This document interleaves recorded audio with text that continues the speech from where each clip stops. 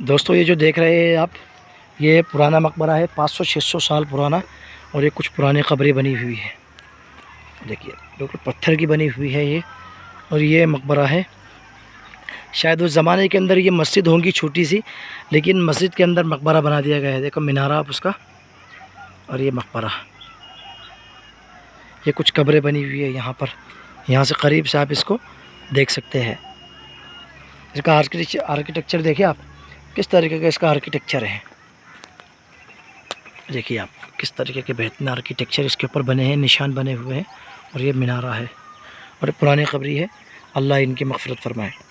छोटे बच्चे की कब्र है, शायद ये सुल्तान के जो राजघराने के लोग होंगे, फ़ारूक़ी सुल्तानों के ख़ानदेश के, उनके ख़ानदान की ये कब्रें होगी।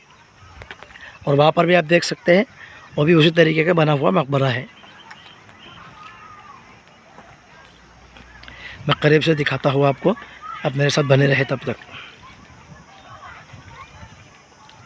ये देखिए आप, और इस तरफ जो है यहाँ के जो खानदेश के सुल्तान थे, सुल्तान नादिर शाह आदिल शाह, ये उनके मकबरे हैं। उसके अहाते के अंदर ये छोटी छोटी कब्रें बनी हुई हैं। ये देखिए आप,